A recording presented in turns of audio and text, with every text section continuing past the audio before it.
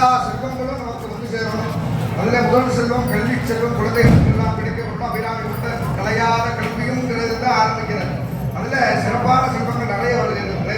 கழும்பிணியலாத உடல், நோயற்ற வாழ்வே குறைவற்ற செல்வம் சொல்வது போல கழும்பிணியலாத உடல், சலியாத மனம், அன்பகலாத மனைவி, என்னாலும் கணவனை மரியாதை உபகரணையோடு அன்பாக நடந்து கொள்ளக்கூடிய மனைவி அந்த கணவனுக்கு கிடைத்த மிகப்பெரிய செல்வம்னு சொல்லப்படுகிற அன்பகலாத மனைவி. தவறாத சந்தானம், தாளாத கீர்த்தி, மாறாத வார்த்தை, பதைகள் மாறாத கொடை, கொலையாத நிதி, கோடாத கோடும், ஒரு துன்பமில்லாத வாழ்வும் உண்டுகிறது. எந்த ஒரு துக்கமாக இருந்தாலும் சுவாமியினிடத்தில் சரணடைஞ்சாச்சுன்னா சகல விதமான இன்பங்களையும் சுவாமி நமக்கு அனுகிரகம் பண்றார். தென்னாடுடைய சிவனே போற்றி, என் நாட்டவருக்கு விரைவாகும். தென்னாட்டில் இருக்கக்கூடிய சிவபெருமான் எந்நாட்டுக்கும் விரைவான நமக்கு அனுகிரகம் பண்றார்.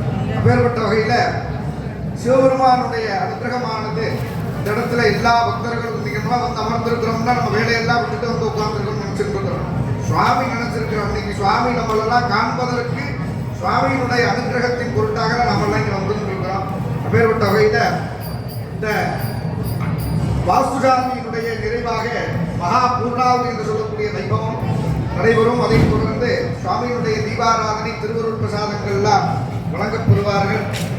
வேறுபட்ட விசேடமான பூஜைகள்லாம் நடந்துட்டு இருக்கிறது. நிறைய விஷயங்களை சென்னையிலிருந்து அண்ணா வந்திருந்தார். அவர் நல்ல ஞானமார்க்கமாக மக்களுக்கு தெளிவுபடுத்தினாங்க. ஒவ்வொரு பூஜைக்கும் நம்மளுடைய இடத்துல அதெல்லாம் கிடைக்கப்பட்டு நமக்கு சுவாமி தந்த வரப்பிரசாதங்கள்.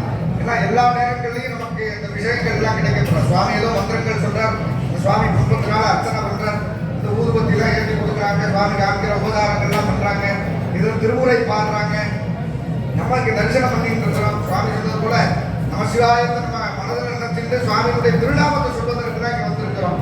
அதனால தலையே நீ வணங்காய்னு ஒரு பதிகம், அதுல கண்ணால் காண்பிக்கணும், மூக்கே நீ நுகராய், வாயே வாழ்த்து கண்டாய், அப்படி அப்பேற்பட்ட அற்புதமான வார்த்தைகள்லாம் வருது. சுவாமியுடைய திருமேனியை நம்ம தரிசனம் பண்ணணும். நீங்க பார்த்தீங்கன்னா 5 முகத்துல விநாயகர் பெருமான் அமர்ந்திருக்கிறார், 6 முகத்துல சண்முக பெருமான் அமர்ந்திருக்கிறார் இல்லையா? சிவபெருமான், அந்த சிவபெருமான் இடத்துல இந்த 2 குழந்தைகளும் சுவாமிக்கு வந்து அன்பான குழந்தை. ஆனாலும் கூட இந்த ஞான குலத்துக்காக வேண்டி விநாயகர் பெருமான் அம்மா அப்பாவை சுற்றி வந்தார், உலகத்தையே முருகப்பெருமான் சுற்றி வந்தாருங்கிறது நமக்கு கருத்து. இது எதனால நம்ம கேட்டோம்னா ஞான பலத்துக்காக நம்ம சொல்லுவோம். ஆனா சுவாமியே ஞான துன்பம் ஜோதியா இருக்கிறார்.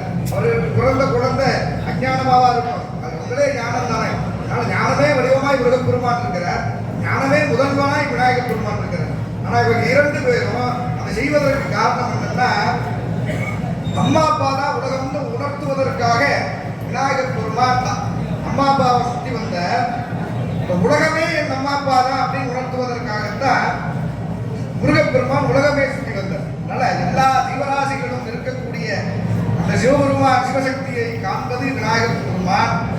விநாயகர் பெருமானுடைய அனுகிரகமானது எப்படின்னா சிவபெருமான் உள்ளம் சென்று அங்கே இருக்கக்கூடிய வாழும் ஜீவராசிகளை காண்கின்றார், சிவசக்தியை காண்கின்றார்.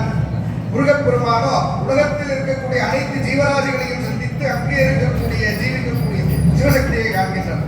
அதனால நமக்கு இந்த சிவமே சிவமாக இருக்கின்றது. நம்மளுடைய செயல்பாடுகள் நீங்க எடுத்து சாப்பிட முடியணும் நம்மளால, அதுதான் சக்தி. அதனால சுவாமி அம்பாவுடைய அனுகிரகம் என்ன நமக்கு வேணும், தேக ஆரோக்கியம் வேண்டும். அதனால சுவாமி இடத்துல எல்லா விதமான அற்புதங்களும் சுவாமி ஒவ்வொருத்தருக்கும் கொடுத்துட்டு இருக்கிறார். எல்லா விதமான வரப்பிரசாதங்களும் எல்லா பக்தர்களுக்கும் கிடைக்க பெறணும் அப்படின்ற இடத்துல சுவாமி மனதார பிரார்த்தனை பண்ணிக்கணும். வேண்டத்தக்கது அறிவோடி வேண்ட முழுதும் தருவோம். நம்ம என்ன வேண்ட போறோம் சுவாமிக்கு தெரியும். அதனால சுவாமி நமக்கு என்ன வேணுமோ அதை தந்துட்டு இருக்கிறார். நம்ம ஏதாவது கேட்டோம்னா கூட நமக்கு என்ன கேட்க தெரியாது. குழந்தைகளுக்கு எது வேணும்னு கேட்டா கூட தாய் அந்த குழந்தைக்கு அது தேவையான்னு பார்த்துதான் பரீட்சை பண்ணி தான் அதை வாங்கி கொடுக்குறாங்க. அது போலதான் சுவாமி நம்ம